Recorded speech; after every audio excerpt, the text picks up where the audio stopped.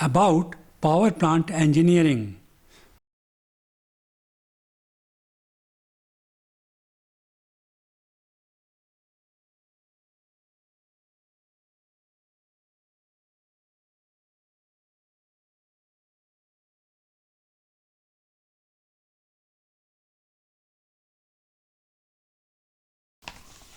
Namaste friends. In previous lecture, I took up discussion on condensers. As already known, water is used in condensers to take away heat. Water circulating system is required to use water effectively. Water circulating system can be one open or once through system and two closed loop system. Open or once through system. In this system, water is not recirculated. It is used only once. This system can be used if running source of water such as a river is available nearby. Water is drawn from river. After moving through condenser, it is sent back to river. Closed loop system. In this system, water coming out of condenser is cooled down. After it attains normal temperature, it is recirculated through condenser. In this manner, it is used repeatedly. It helps in reducing the requirement of water. Open or once through systems are very rarely used these days. Main reason being that plant may not be located near river. Almost all thermal power plants use closed loop system and recirculate water in condenser repeatedly. To reduce temperature of water, cooling tower is used. Upon looking at diagram showing layout of thermal power plant, it may be realized that cooling tower is the third main component in process 1. Like condenser, it contributes in reducing the consumption of water used in thermal power plants as already mentioned. Small power plants handle less amount of water for recirculation in condenser. It may not require cooling tower to bring down temperature of water after circulation in condenser. Instead, a cooling pond may serve the purpose. Therefore, cooling pond is used in small thermal power plants. Before I begin discussion on cooling ponds and cooling towers, I would like to take up few main components used in cooling towers. Fill. Transfer of heat is the main function of cooling tower as already mentioned. Fill acts as main area causing heat transfer. It is one of the major part of cooling tower. Polypropylene or polyvinyl chloride PVC or wood chips are used as material in fill. These are so arranged in fill that ample surface area is available for cooling. It provides longer time during which water and air are in contact with each other. This helps in achieving efficient cooling. Fills can be splash fill or film fill. Splash fill. Slats are so arranged that these form layer. There are a number of layers placed one above another. Referring to diagram that presents details of slat on left hand side. It is an isometric view for better visualization. Slat is a channel with suitable length as shown. It is so placed in a layer that it forms inverted V as may be noticed. As water moves downwards, it strikes against surfaces of slat and a splash is formed. Section of splash fill is shown on right hand side. Slats are placed side by side so that these form a horizontal layer as shown. Another similar layer is placed below it.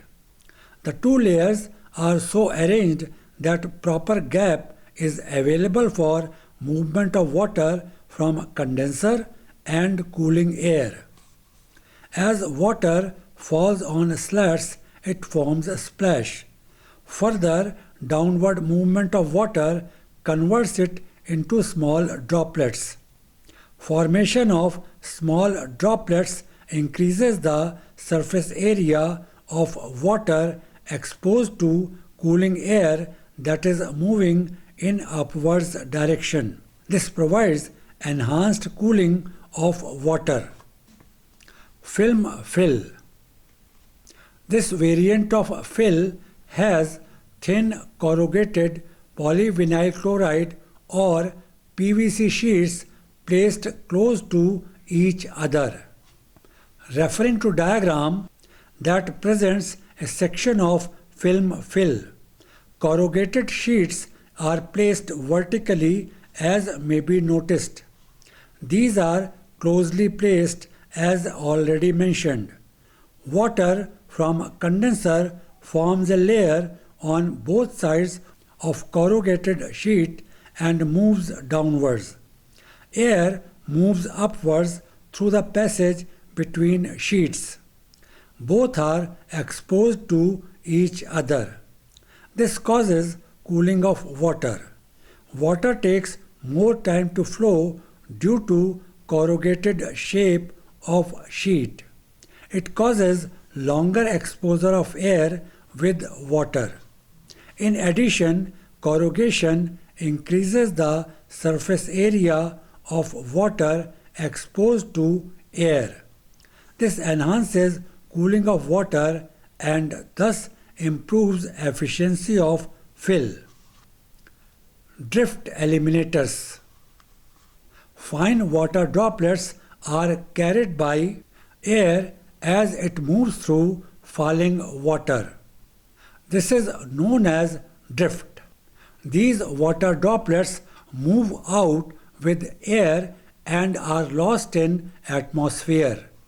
Depending upon atmospheric conditions, this loss may be up to 1.5% of total circulating water flow rate. To reduce this loss, drift eliminators are used.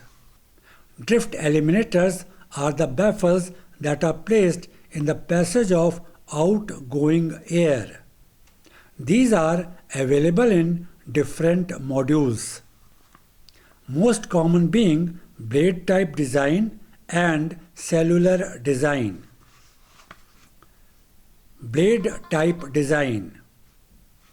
In this type of design, passage is provided by arranging baffles. A module may have certain number of baffles.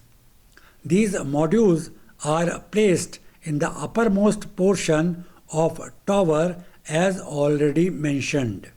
Referring to diagram that shows different arrangement of baffles. On right hand side, baffles arranged in simple row are shown. Wet air moves upwards as shown by arrow in blue color. It passes through gaps between baffles placed at an angle as shown. Due to change in direction of movement, heavy water particles are separated and fall down. Dry air moves upwards as it comes out from baffles. As the direction of air changes only once, it is also known as single pass arrangement. Next, on left hand side, two rows of baffles are arranged as shown. Movement of air occurs in the same manner as already seen.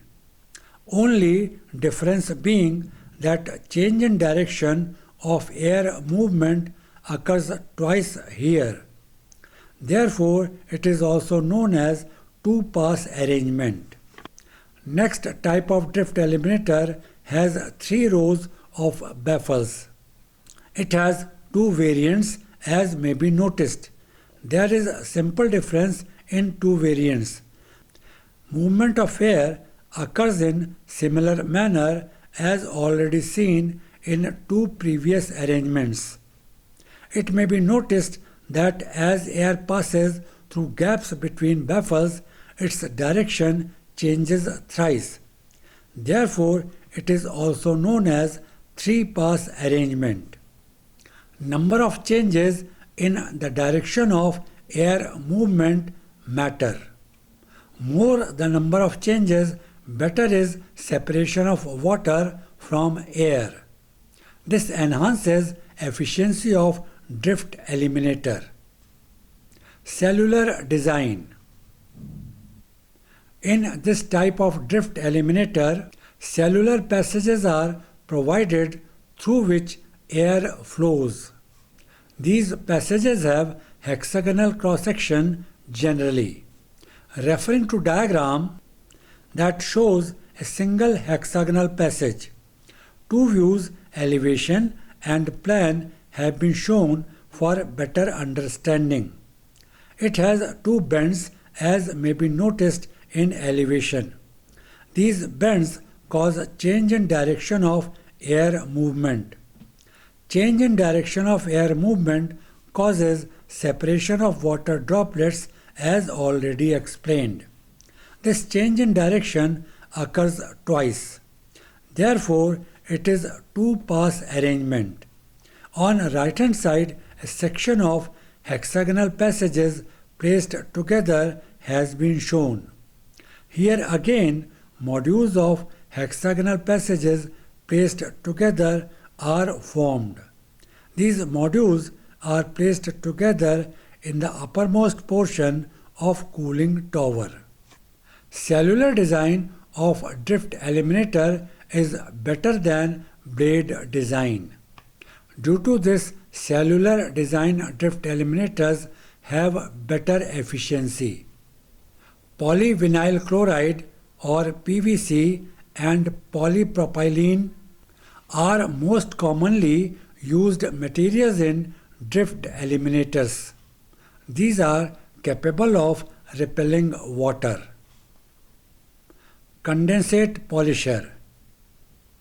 In thermal power plant, water is converted into steam at one stage and is condensed and converted back to water in other stage. These processes are repeated. Water used generally has traces of minerals and other impurities. These deposit in boiler shells, steam turbine, condenser, cooling tower and pipes. This deposition goes on increasing with time and affects the working of equipments adversely. Therefore, it becomes essential to remove these minerals and impurities. The water used should be neutral and not acidic. It is indicated by pH value that should be maintained at 7.0.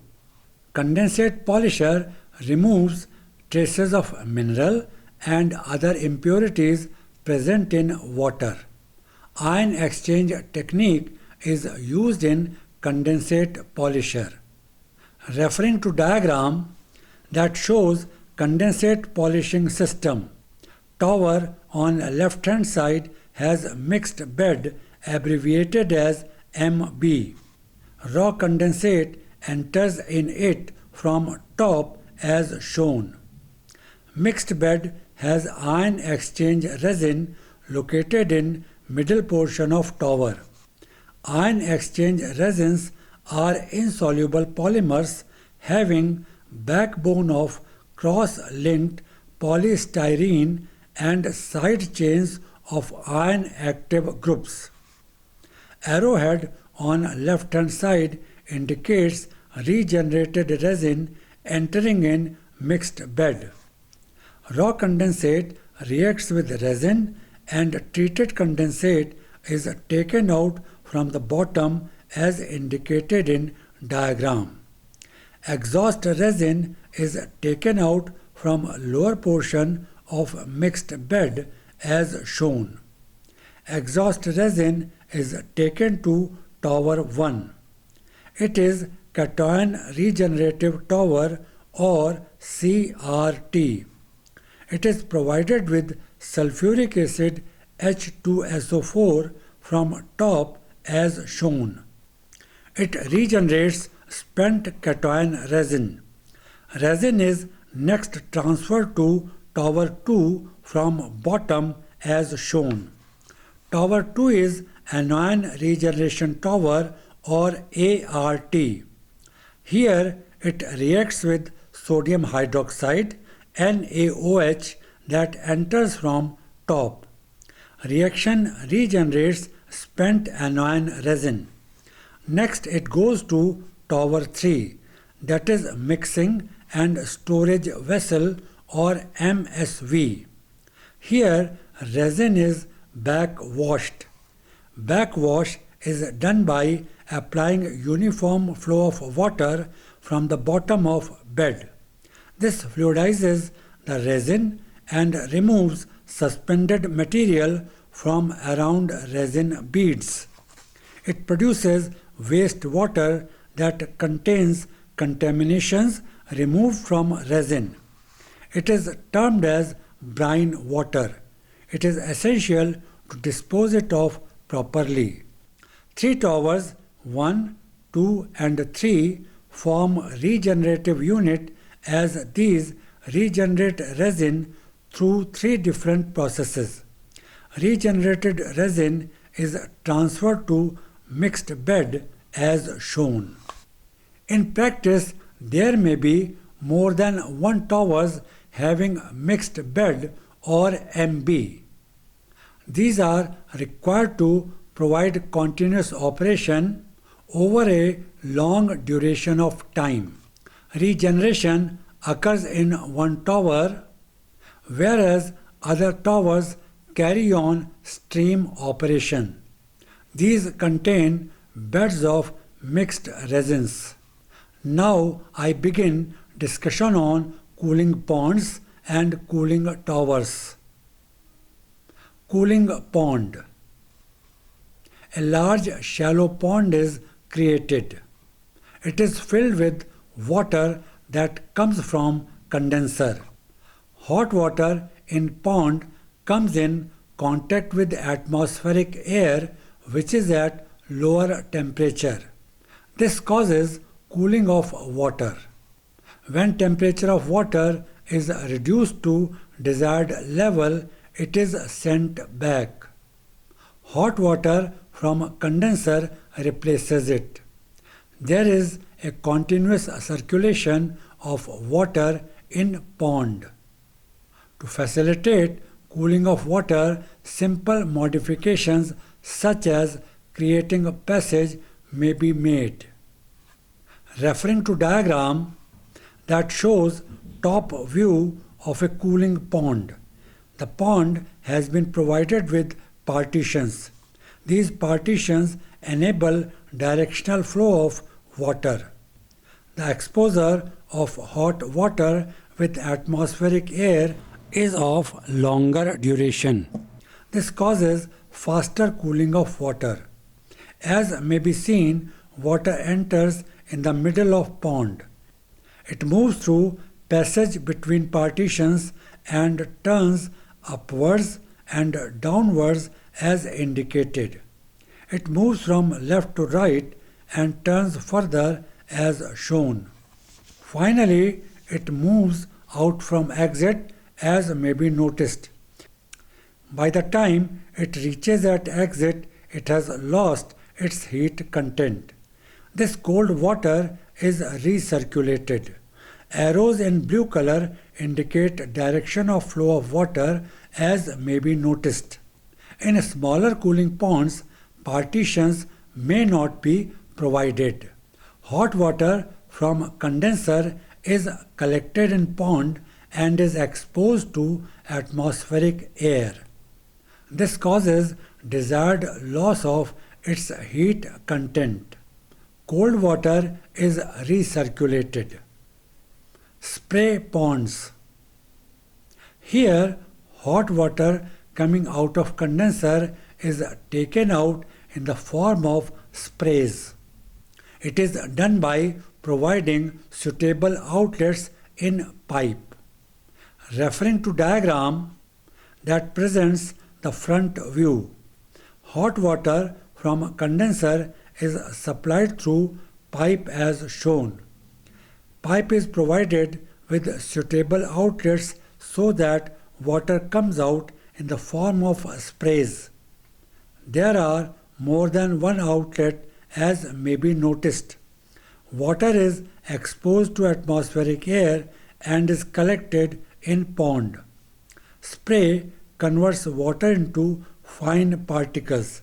These particles, being small in size, provide better exposure to atmospheric air. This makes cooling more effective. These sprays may be given the shape of fountains. These fountains may be located at some suitable place in the power plant. This may add to the beauty of its landscape.